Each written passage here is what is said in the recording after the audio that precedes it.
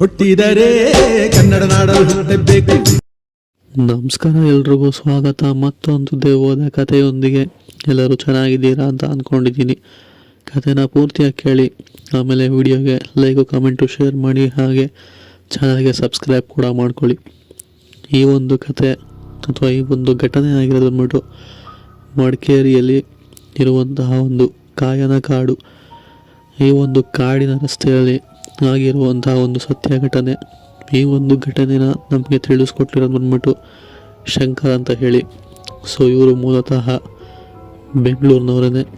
ಯಾವುದೋ ಒಂದು ವಿಷಯ ಅಥವಾ ಯಾವುದೋ ಒಂದು ಕೆಲಸ ಇದ್ದ ಕಾರಣ ಇವರು ಮಡಿಕೇರಿ ಅಲ್ಲಿಂದ ಸ್ವಲ್ಪ ಮುಂದೆ ಕಾಯನ ಕಾಡು ದಾಟಿ ಒಂದು ಊರಿಗೆ ಹೋಗಬೇಕಾಗಿರುತ್ತೆ.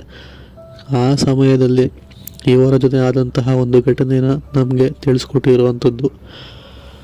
ಅವರು ನಮಗೆ ಕಥೆನ ಯಾವ ಥರ ತಿಳಿಸ್ಕೊಟ್ಟಿದ್ದಾರೋ ನಾನು ಕೂಡ ನಿಮಗೆ ಕಥೆನ ಅದೇ ರೀತಿ ತಿಳಿಸ್ತಾ ಹೋಗ್ತೀನಿ.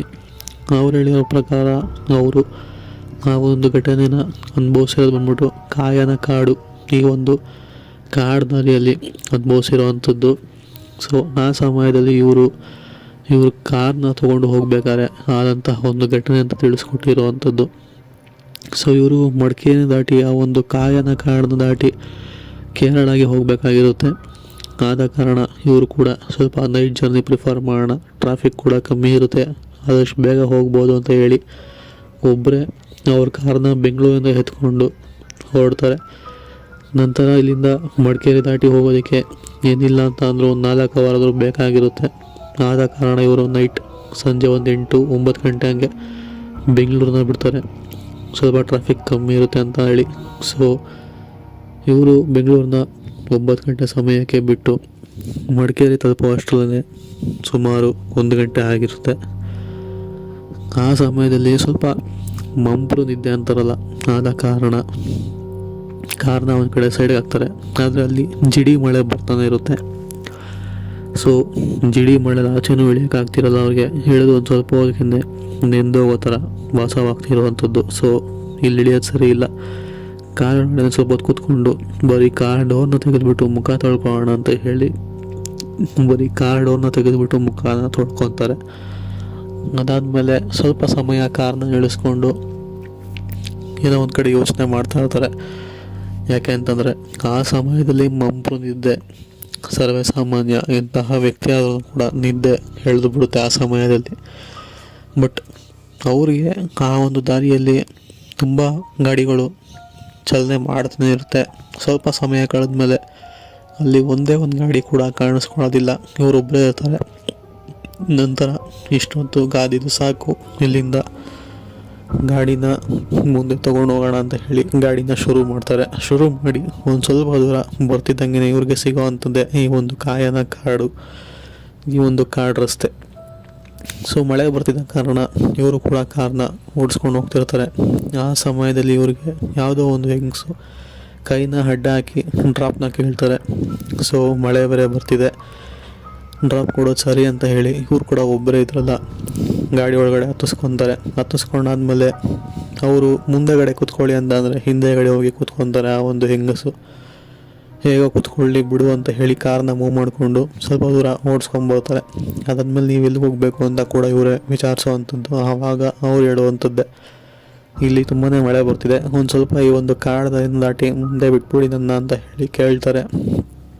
ಅದಾದ್ಮೇಲೆ ಇವರು ಕೂಡ ಸರಿ ಆಯಿತು ಅಂತ ಹೇಳಿ ಆ ಒಂದು ಕಾಡು ದಾರಿನ ಬಿಟ್ಟು ಮುಂದಕ್ಕೆ ಹೋಗ್ತಾನೆ ಇರ್ತಾರೆ. ಅದಾದಮೇಲೆ ಆ ಒಂದು ಹಿಂದೆ ಕೂತಂತ ಹೆಂಗಸಿದ್ರಲ್ಲ, ಸೊ ಅವರು ಏನೋ ಒಂಥರ ವಾಸನೆ ಬರೋದಕ್ಕೆ ಶುರು ಆಗುತ್ತೆ.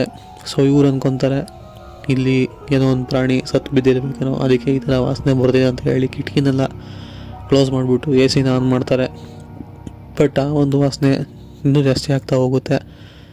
ಅಲ್ಲಿಂದ ತುಂಬ ದೂರ ಬಂದಿದ್ದೀವಲ್ಲ, ಇನ್ನೂ ವಾಸನೆ ಬರ್ತಿದೆಯಲ್ಲ ಅಂತ ಹೇಳಿ ಅವರು ಕಾರ್ ಒಳಗಡೆ ಏನಾದ್ರು ಸತ್ತು ಬಿದ್ದಿದೆಯಾ ಅಂತ ಹೇಳಿ ಕಾರ್ನ ಸೈಡ್ ಹಾಕ್ಬಿಟ್ಟು ಕೆಳಗೆ ಹಿಂದೆ ಮುಂದೆ ಹುಡುಕ್ತಾರೆ.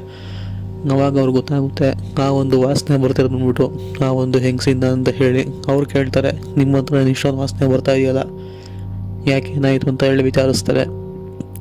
ಅದಕ್ಕೆ ಆ ಒಂದು ಹೆಂಗಸು, ನೀವನ್ನೆಲ್ಲ ಕೇಳೋ ಆಗಿಲ್ಲ, ನಿಮ್ಮ ಕೆಲಸ ಎಷ್ಟಿದೆಯೋ ಅಷ್ಟು ಮಾತ್ರ ಮಾಡು ಅಂತ ಹೇಳಿ ಅವ್ರಿಗೆ ಗೊತ್ತಾಗ್ತಾರೆ. ಸೊ ಇದನ್ನು ಕೇಳಂತ ಅವ್ರಿಗೆ ಸ್ವಲ್ಪ ಸಿಟ್ಟು ಬರುತ್ತೆ. ಕೂತಿರೋದು ನನ್ನ ಕಾರಲ್ಲಿ ಡ್ರಾಪ್ ಕೇಳಿರೋದು ನನ್ನ ಹತ್ರ, ನನಗೆ ಈ ಥರ ಮಾತಾಡ್ತೀಯ ಅಂತ ಹೇಳಿ ಇವರು ಕೂಡ ಜೋರು ಮಾಡ್ತಾರೆ. ಅದಾದಮೇಲೆ ಅವರು ತಮ್ಮ ಕೈಯಿಂದ ಆಚೆ ಕಡೆ ತೆಗಿತಾರೆ. ಆ ಒಂದು ಹೆಂಗಸು ಕೈನ ಆಚೆ ಕಡೆ ತೆಗಿತಾರೆ. ಉಗುರುಗಳನ್ನ ನೋಡಿದ್ರೆ ಫುಲ್ಲು ಒಂಥರ ಸುಕ್ಕಾಗಿರೋಂತಹ ಒಂದು ಉಗುರುಗಳನ್ನ ನೋಡಿಬಿಟ್ಟು ಇವ್ರಿಗೆ ಗಾಬರಿ ಆಗುತ್ತೆ. ಅದಾದಮೇಲೆ ಏನೋ ಸ್ವಲ್ಪ ವಿಚಿತ್ರ ಅನಿಸಿ ಕಾರಿಂದ ಕೆಳಗೆ ಇಳಿದ್ಬಿಟ್ಟು ಆ ಒಂದು ಹೆಂಗಸನ್ನು ಕೂಡ ಕಾರಿಂದ ಕೆಳಗೆ ಇಳಿಯೋದಕ್ಕೆ ಕೇಳ್ತಾರೆ. ಆಮೇಲೆ ಆ ಒಂದು ಹೆಂಗಸು ಕೂಡ ಕೆಳಗೆ ಇಳಿತಾರೆ.